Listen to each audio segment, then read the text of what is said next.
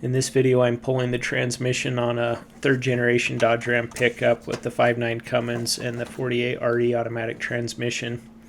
To do that, I'm going to shift it into neutral so that I can rotate the crankshaft and get it torque converter bolts and driveline bolts easily. And then I'm disconnecting the battery once it's in neutral, the negative terminals on both batteries on this diesel pickup.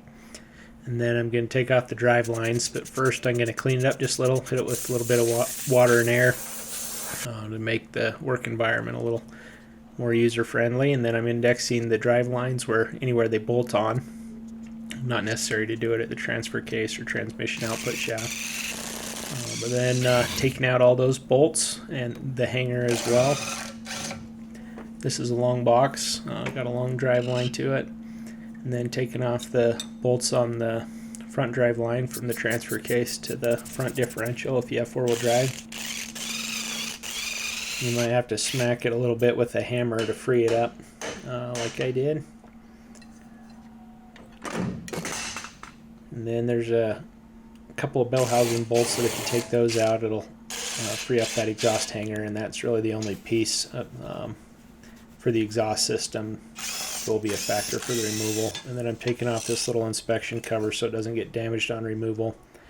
Next, I'll pull back the starter so that it frees it up from the ring gear on the flex plate. It takes a 12-point socket or a box end wrench for the bolts on the starter there.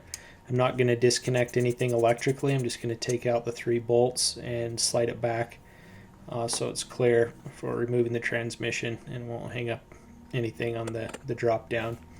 And then there's an inspection plate or access to the torque converter bolts on the opposite side on the passenger bank of the engine. And so I'm going to rotate the crankshaft one way or the other to line up the bolts where I can get at them on the torque converter. And then I'll hold the crank with the wrench on the front and take out the torque converter bolts on the back.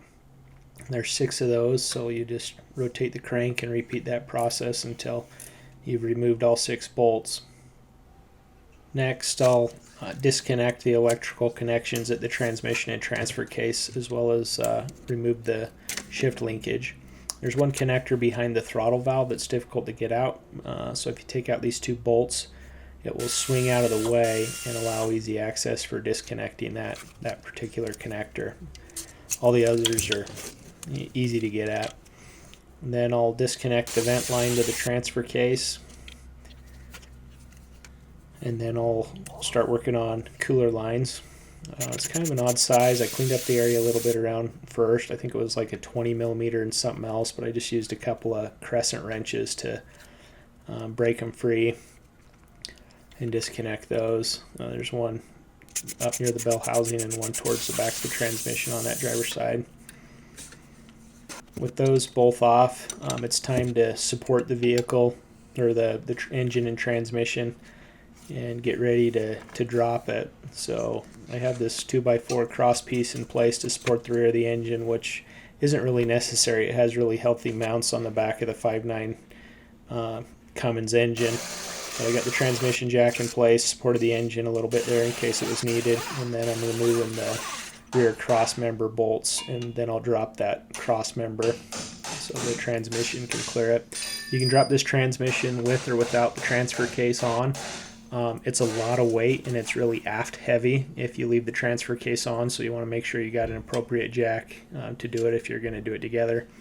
I lowered the transmission just a little bit with it still connected to the engine to get better access at these upper bell housing bolts, and then I'm using about a 4-foot long extension with either a wrench or an impact gun and zinging out the hardest to get bell housing bolts, and that one has the vent line connected to it.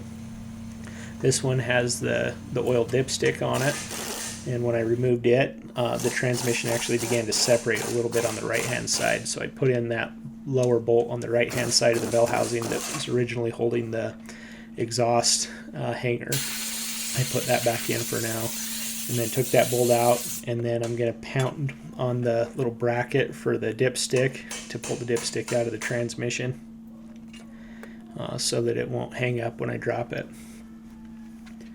Then take out the last couple of bell housing bolts here.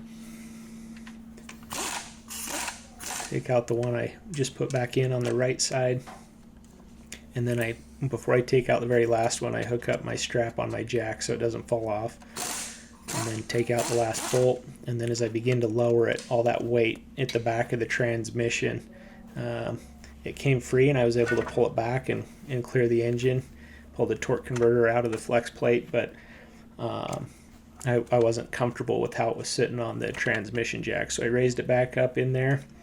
Ended up taking off the rear mount for the transmission to the cross member, and then repositioning my strap for better security, and then I lowered the whole thing that way without any problems. So that's the removal process. It's a relatively easy transmission to pull. This is a good time to check out the flex plate and the ring gear where the starter engages. Make sure that doesn't need done at the same time. Rear main seal of the engine.